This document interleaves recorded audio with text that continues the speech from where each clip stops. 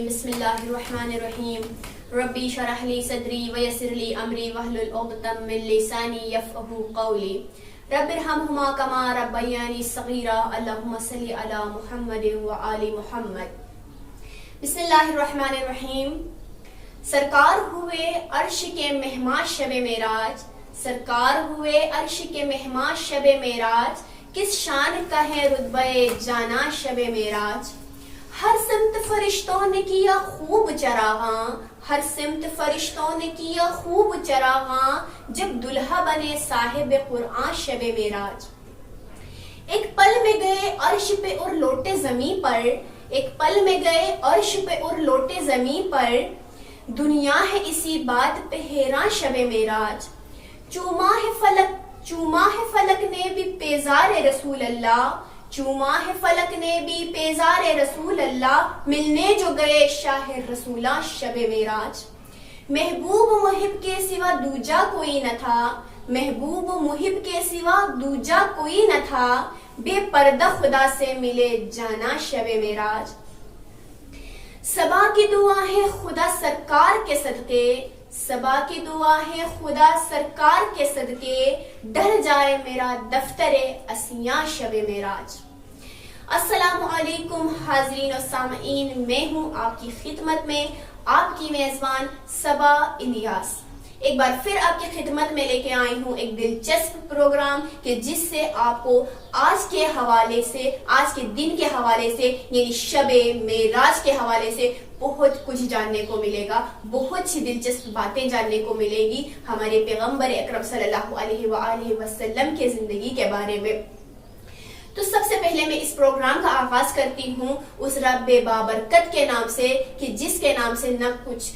شروع ہوتا ہے نہ کسی چیز کا اختتام ہوتا ہے۔ میں اس پاک پروردگار کے نام سے شروع کرتی ہوں کہ جو اب ازل سے ہے اور ابد تک رہے گا۔ میں اس پاک ذات کے نام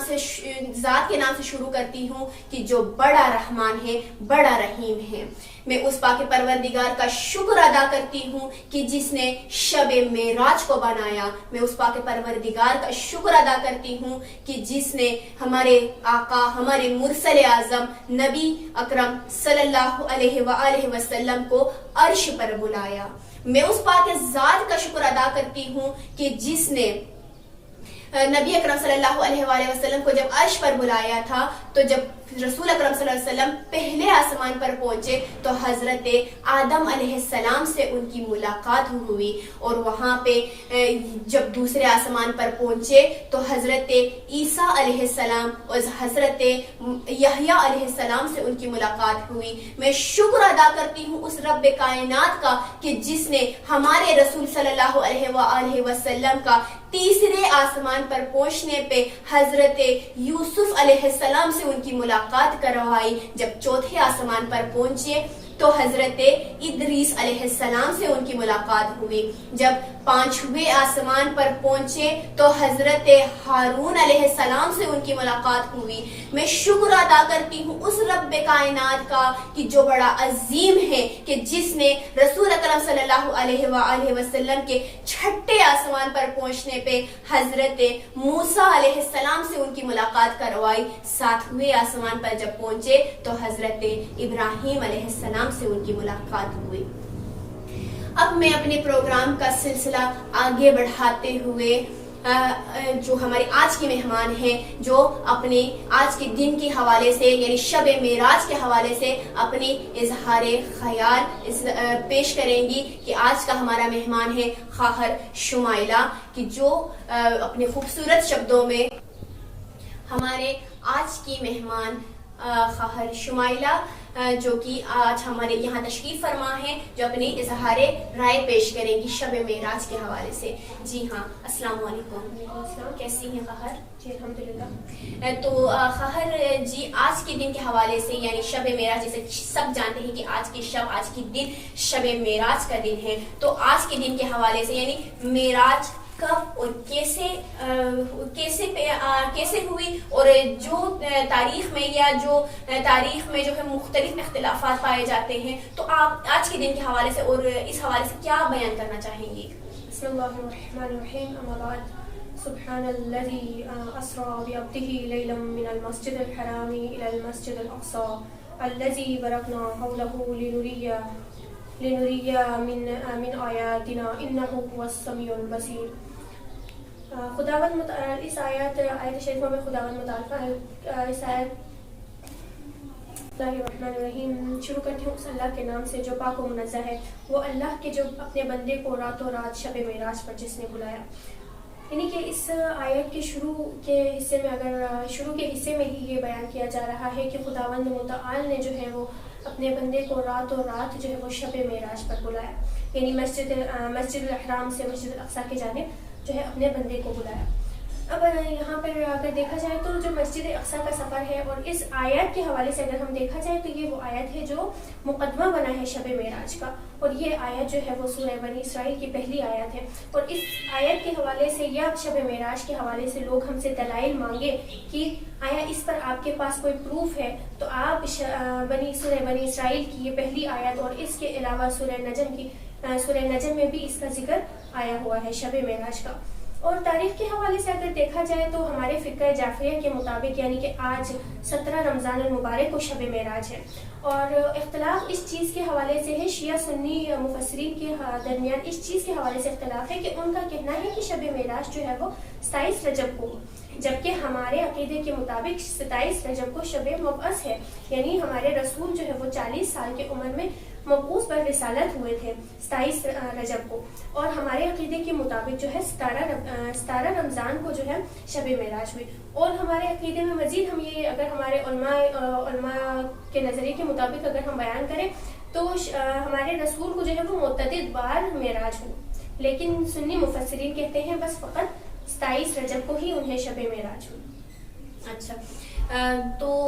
یعنی شب معراج کے حوالے سے یعنی کہ رسول اکرم صلی اللہ علیہ وسلم کی شب معراج پہ جانے کے حوالے سے بہت سے لوگوں کے ذہن میں سوال ہوتا ہے کہ رسول اکرم صلی اللہ علیہ وسلم جسمانی طور پر یعنی معراج پر گئے تھے یا روحانی طور پر، تو اس بارے میں آپ کیا کہنا چاہیں گی کہ یعنی تاکہ ہمارے لوگوں کے ذہن کلیئر ہو جائے، یعنی اس سوال کو کلیئر کر دیں گی آپ؟ اگر اس سوال کے حوالے سے اگر ہم دیکھا جائے تو اس کے لیے سب سے پہلے جو آیت ہم نے بیان کی اس میں جو لفظ عبد استعمال کیا گیا ہے وہی ایک پروف ہے کہ جس کے ذریعے ہم ثابت کر سکتے ہیں کہ رسول جسمانی طور پر گئے تھے یا روحانی طور پر۔ اگر اس کے حوالے سے ہم دیکھیں تو اختلاف اس طرح سے بیان کیا جاتا ہے کہ بصرہ کے ایک شخص ہیں، حسن نام ہے جن کا، یعنی حسن بصری کہتے ہیں کہ رسول جو ہے وہ خواب کے عالم میں جو ہے وہ شب معراج پہ گئے تھے، اور جناب عائشہ جو ہے وہ کہتی ہیں کہ خدا کی قسم کہ رسول خدا جو ہے وہ کبھی ہم سے جدا نہیں ہوئے، یعنی وہ کہتے ہیں کہ وہ روح صرف رسول کی روح جو ہے وہ معراج پہ، جبکہ یہ تمام چیزیں جو ہے وہ سیاسی طور پر ہے، یعنی وہ سیاست کے بنا پر یہ اختلافات پیدا کیے جا رہے ہیں۔ ان جو اختلافات پیدا کیے جا رہے ہیں ان کے لیے کوئی پروف نہیں ہے، جبکہ یہ اس آیت کے سٹارٹ سے ہی یہ ثابت ہو رہا ہے بعبدہ، یعنی جب خداوند متعال نے کہا کہ میں اپنے بندے کو، یعنی خدا جو ہے اپنے بندے کو بلا رہا ہے، جب ہم کہیں گے کہ فلانا بندہ جو ہے میں فلانا بندے کو اس جگہ سے اس جگہ لے کر گیا، تو یعنی آپ اسے عالم خواب میں یا عالم بیدار اس میں اس کی ارواح یا اس طرح سے آپ لے کے نہیں جا رہے ہیں، روح کو لے کے نہیں جا سکتے، یعنی اس بندے کو لے کے جانا ہوتا ہے اس طرح سے۔ اور اس میں یہ مقام بیان کیا جا رہا ہے، خدا نے یہ نہیں فرمایا کہ میں اپنے رسول کو لے کے جا رہا ہوں، بلکہ خداوند متعال نے فرمایا کہ میں اپنے بندے کو لے کے جا رہا ہوں۔ اب بندے کے حوالے سے دیکھا جائے تو کوئی بھی بندہ یعنی جو اپنے نفس کو پاک و پاکیزہ کرے، جو اپنے خدا سے اپنے رابطے کو اس طرح سے قائم کرے جس طرح سے رسول نے کیا ہے، وہ بھی شب معراج پر جائے، یعنی وہ بھی معراج کے مقام تک جا سکتا ہے۔ سبحان اللہ، ماشاء اللہ۔ تو یہ بات واضح ہو گئی کہ رسول اکرم صلی اللہ علیہ وسلم روحانی طور پر نہیں بلکہ جسمانی طور پر ہی معراج پر گئے تھے، وہ معراج پر واقعیاً وہاں پہ تشریف فرما تھے۔ تو خواہر عزیز، ہمارے اگلا سوال آپ سے یہ ہے کہ رسول اکرم صلی اللہ علیہ وآلہ وسلم معراج پر جب جا رہے تھے تو یعنی ان کی سواری کا کیا نام تھا، کس سواری پہ وہ گئے تھے؟ رسول صلی اللہ علیہ وسلم کی جو سواری ہے، جب آپ معراج پر تشریف لے جا رہے تھے تو آپ کی جو سواری ہے اس کا نام براق ہے، اور روایت میں بھی ملتا ہے کہ رفرف بھی نام روایت میں ملتا ہے، لیکن زیادہ تر ہمارے معتبر روایات میں ہے کہ براق نام ہے۔ براق نام ہے، براق یا رف نام بتایا جاتا ہے سواری کا۔ تو ہمارا اگلا سوال آپ سے یہ ہے کہ آپ کو معراج پر لے کر کون گئے تھے، یعنی کہ آپ کے ساتھ کون تھے جب آپ معراج پر تشریف فرما رہے تھے؟ جب رسول خدا معراج پر تشریف لے جا رہے تھے تو آپ کے ساتھ جبرائیل امین تشریف فرما رہے تھے، کہ آپ جبرائیل امین جو ہے وہ آپ کے ساتھ گئے تھے۔ اچھا، تو جبرائیل امین کہاں تک رسول اکرم صلی اللہ علیہ وسلم کے ساتھ تھے؟ جبرائیل امین جو ہے وہ 7ویں آسمان تک ہی گئے ہیں، وہاں سے آگے جو ہے وہ رسول خدا جو ہے وہ اکیلے تشریف لے کر گئے، وہاں سے آگے سدرۃ المنتہا کا مقام شروع ہوا جہاں سے۔ تو وہاں سے حضرت جبرائیل کو جو اجازت نہیں تھی کہ جی انہیں آگے جانے کی اجازت نہیں تھی، اور رسول خدا جو ہے وہ اکیلے وہاں تو سے سدرۃ المنتہا کے بارے میں تھوڑا ڈیفائن کریں گے، تھوڑا وضاحت کے ساتھ کہ سدرۃ المنتہا ہے کیا چیز، یعنی کیا تھا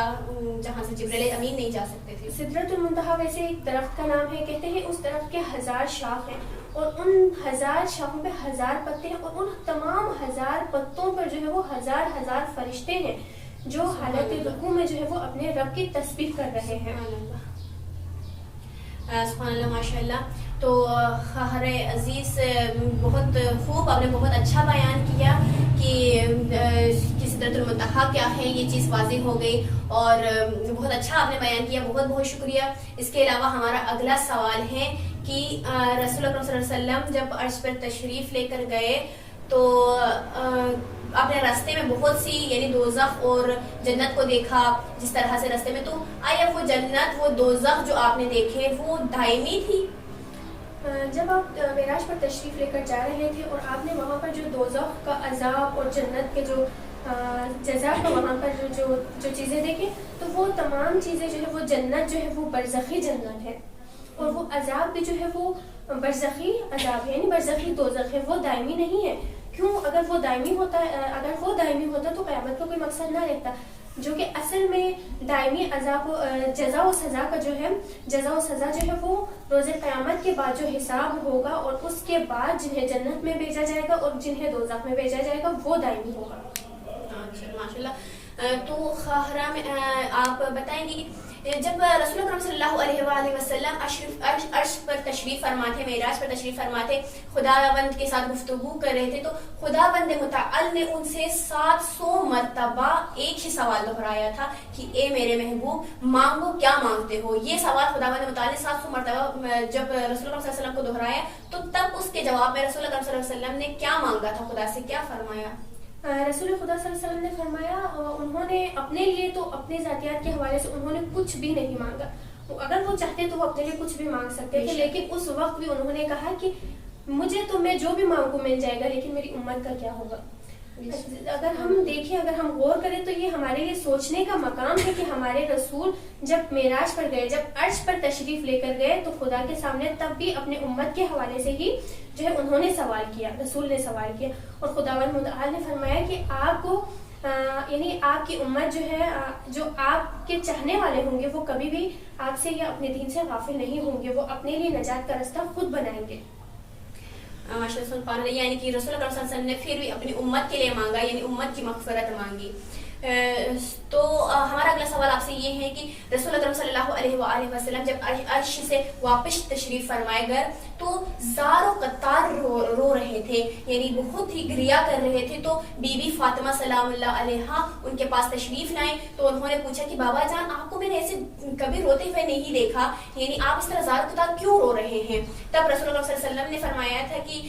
اے بیٹی، میں نے آج یعنی معراج پر کچھ ایسے خاتون کو دیکھا، کچھ ایسے عورتوں کو دیکھا جو نہایت ہی عذاب میں مبتلا تھی، تو آپ اس بات کو واضح کریں گے یا آپ بتائیں گے کہ وہ کون سی خواتین تھی کہ جو شدید عذاب میں مبتلا تھی، جن کو رسول اللہ صلی اللہ علیہ وسلم دیکھائے تھے؟ رسول خدا صلی اللہ علیہ وسلم فرماتے ہیں کہ سب سے پہلے تو میں نے ان عورتوں کو دیکھا کہ جن کو ان کے بالوں کے ساتھ یعنی دوزخ میں لٹکایا گیا تھا، اور ان کے اس دوزخ کے آگ کی شدت کی وجہ سے ان کا دماغ جو ہے وہ یعنی گرمی کی وجہ سے پکڑا، جناب سیدہ سوال کرتی ہے بابا جان یہ وہ کون سی عورتیں ہیں جنہیں ان کا کیا گناہ ہے جس وجہ سے انہیں یہ عذاب ملا؟ تو رسول خدا فرماتے ہیں یہ وہ عورتیں ہیں جو اپنے بالوں کو نامحرم سے نہیں چھپاتی. اور راوی کہتا ہے کہ اگر آج کے معاشرے میں ہم دیکھیں تو حجاب تو کوئی ابھی فی الحال سسٹم ہی نظر نہیں آتا. یعنی حجاب والا ہمارا سسٹم ہی ختم ہے. جہاں پر بھی ہم دیکھیں کوئی بھی فنکشن ہو, کوئی بھی پارٹی ہو, کہیں بھی جانا ہو, سب سے پہلے لڑکیوں کا وہی یعنی آج کل کی نوجوان لڑکیوں کو ہوتا ہے کہ ہم اپنے بالوں کے سٹائل بنائیں, ہم اپنے بالوں کو سجائیں تاکہ یعنی ہمارا فیس جو ہے اس کی وجہ سے ہمارے فیس کا لک اچھا آئے. تو ان چیزوں کے حوالے سے زینت کریں, لیکن اپنے بالوں کو اگر آپ نے نامحرم, آپ کے اوپر ضروری ہے کہ آپ اپنے بالوں کو جو ہے وہ نامحرم سے چھپائیں. ماشاء اللہ سبحان اللہ. آپ اسی یعنی اب یہ جو آپ نے بات کہی اتنے یعنی گولڈن ورڈز ہیں, بہت ہی اچھی بات آپ نے کی ہے. تو اس ایسی باتوں کی ہمارے معاشرے کو بہت ضرورت ہے. تو اسی سوال کے حوالے سے یعنی آپ نے جیسے کہ پہلے بیان کیا کہ معراج میں رسول اکرم صلی اللہ علیہ وسلم نے بہت سی خواتین کو دیکھا تھا جو مختلف قسم کے عذاب میں مبتلا تھے. تو آپ اسی سوال کو مزید وضاحت کے ساتھ بیان کرنا چاہیں گے؟ جی, اور دوسرے مقام پر رسول فرماتے ہیں کہ میں نے ایسی عورت کو دیکھا کہ جس کو اس کی زبان کے ساتھ دوزخ میں لٹکایا گیا تھا اور اس کے منہ کے اندر دوزخ والوں کے مشروبات کو جو اس کے منہ میں ٹپکایا جا رہا تھا. تو بی بی پوچھتی ہے ان عورتوں کا کیا قصور تھا؟ رسول خدا فرماتے ہیں کہ یہ وہ عورتیں ہیں کہ جو اپنے شوہر کے ساتھ جو ہے وہ بدسلوکی سے, بد احترامی سے بات کرتی ہیں. تو ہمیں غور و فکر کرنی چاہیے. بہت ساری خواتین ایسی ہیں جو اپنے شوہر کے ساتھ اچھے طریقے سے گفتگو نہیں کرتی. تو لازمی ہے, بالخصوص آج کل کے دور میں لازمی ہے کہ ہماری جو خواتین ہیں وہ اپنے شوہر کا احترام کریں, کیونکہ اس حوالے سے رسول خدا فرماتے ہیں کہ خداوند متعال نے فرمایا کہ اگر میں دنیا میں کسی اور کو یعنی کسی اور شخصیت کو سجدہ کرنے کا حق دیتا تو وہ میں عورتوں کو دیتا کہ وہ اپنے شوہر کو سجدہ کریں. یعنی جب خدا لفظ رسول فرماتے ہیں خدا نے اپنے لیے نام خدا مقرر کیا ہے تو خدا نے شوہر کے لیے مزاجی خدا کا نام مقرر کیا ہے. تو اسی ورڈ سے ہی ہمیں جو ہے اپنے شوہر کے یعنی جو شوہر ہوتا ہے اس کے یعنی اس کی کتنی زیادہ تاکید کی گئی ہے, اس کے احترام, ادب و احترام کا, یہ ہمیں معلوم ہوتا ہے. تو لہٰذا اس چیز کا ہماری خواتین کو بہت زیادہ خیال کرنا چاہیے. آج کل کے ہمارے معاشرے کے مطابق ان چیزوں کے حوالے سے بہت زیادہ خیال کرنا چاہیے. ماشاء اللہ سبحان اللہ, بہت ہی اچھا آپ نے بیان کیا. جیسا کہ حاضرین جیسا کہ آپ نے سنا دیکھا کہ انہوں نے کتنے خوبصورت الفاظ میں سمجھایا کہ رسول اکرم صلی اللہ علیہ وسلم نے جن عورتوں کو عذاب میں مبتلا دیکھا تھا وہ عذاب بھی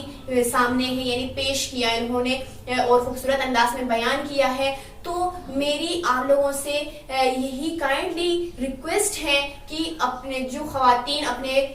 مزاجی خدا سے یعنی اپنے شوہر سے بدتمیزی کرتے ہیں, بحث و مباحثہ کرتے ہیں یا زبان درازی کرتے ہیں تو خدا را ایسی چیزیں نہ کیا کریں, کیونکہ یہ بہت ہی گناہ کا کام ہے, بہت ہی گناہ ہے اس چیز کا. کیونکہ خداوند متعال نے اپنے بعد دیکھو کہ کس کو سجدہ, اگر میں کسی کو سجدہ کرنے کا حکم دیتا تو شوہر کو سجدہ کرنے کا حکم اس کی بیوی کو دیتا. تو دیکھو کتنی بڑی بات ہے. تو آپ بدتمیزی کریں گے تو سوچو اس کا گناہ کیا ہوگا. تو کائنڈلی آپ لوگ اس چیز سے پرہیز کیا کریں. اور اس کے علاوہ انہوں نے بیان کیا کہ پردے کے بارے میں. تو دیکھیں اب ہم کیا فائدہ ہوگا ہمیں اگر ہمارے بال کوئی نامحرم دیکھ رہا ہوگا تو کوئی فائدہ نہیں, لیکن ہمیں گناہ تو ہوں گے, آخرت کو اس کی سزا بھگتنی پڑیں گی خواہ مخواہ میں. تو ان چیزوں سے گریز کرے, پرہیز کرے, اپنے حجاب کا خیال رکھے, اپنی زبان کا خیال رکھے, غیبت نہ کرے اور اپنے شوہر سے زبان درازی نہ کرے, ان کا احترام کرے, جتنا ہو سکے ان کا خیال کرے. اور اس کے علاوہ آپ ہمارے لوگوں کے لیے, عوام کے لیے کیا پیغام دینا چاہیں گے اس حوالے سے کہ کچھ پیغام دینا چاہیں گے آخر میں؟ کہ یعنی کہ یہ ماہ مبارک کا مہینہ ایسا مہینہ ہے کہ جس میں ہمارے گناہ معاف ہوتے ہیں, جس میں ہماری توبہ قبول ہوتی ہے. تو بالخصوص یہ ایسا مہینہ ہے, اس میں ایسی راتیں خداوند متعال نے ہمیں عطا کی ہیں کہ جس میں ہم عبادات کر کے اپنے تمام گناہ کبیرہ و صغیرہ جو ہے وہ بخشوا سکتے ہیں. تو لہٰذا ہمیں چاہیے, کوئی بھی انسان ایسا نہیں ہوتا کہ جس سے غلطی نہ ہوئی ہو, لہٰذا ہمیں چاہیے کہ ان راتوں میں, بالخصوص ان راتوں میں ہم دعا کریں اپنے لیے, اپنے عزیزوں کے لیے اور دوسروں کے لیے بھی, کیونکہ کہتے ہیں کہ جو خداوند متعال فرماتا ہے کہ جو دوسرے کے لیے دعا کرتا ہے کہ میں اس کے حق میں اس دعا کو پہلے قبول کرتا ہوں. تو ہمیں ہمیں چاہیے ہم اپنے دعاؤں میں اپنوں کے ساتھ ساتھ دوسروں کو بھی یاد کریں. نہ جانے کیا پتہ ہو سکتا ہے کہ ہماری ایک دعا کی وجہ سے کتنی کسی کی مشکل حل ہو جائے, تو اس کا بھی اجر و ثواب ہمیں ملے. اور بالخصوص ہمارے جو آج کل کے معاشرے کے خواتین ہیں, نوجوان ہیں, ان کے لیے میں یہ کہنا چاہوں گی کہ وہ اپنے پردے کا اپنے پردے کا خیال رکھیں اور اپنے اپنوں کا خیال رکھیں. بس. بہت بہت شکریہ شمائلہ آپ کا. تو حاضرین دیکھیں, جو بہنیں میری دیکھ رہی ہیں تو پریشان مت ہوئیں آپ. اگر انہوں نے جو بیان کیا کہ جن عذابوں کے بارے میں, تو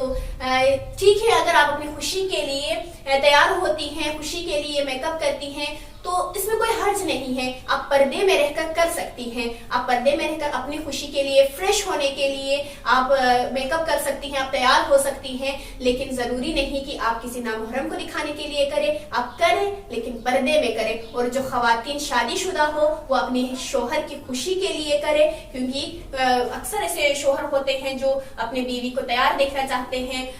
تیار دیکھ کر اس کو خوشی حاصل ہوتی ہے. تو یہ چیزیں کرنے میں کوئی حرج نہیں ہے, تو آپ کر سکتی ہیں. اس کے علاوہ بس وقت کی نزاکت کو مد نظر رکھتے ہوئے ہم اپنے پروگرام کا یہیں پہ اختتام کرتے ہیں. تو اپنی دعاؤں میں یاد رکھیے گا, آگے جو شب آ رہے ہیں, شب بیداری کا جو دن آ رہے ہیں, اس میں ہمیں یاد رکھیے گا, ہمارے سرپرست کو یاد رکھیے گا, ہمارے لیے دعا کیجیے اور ایک دوسرے کے لیے بھی دعا کیجیے. آپ اپنے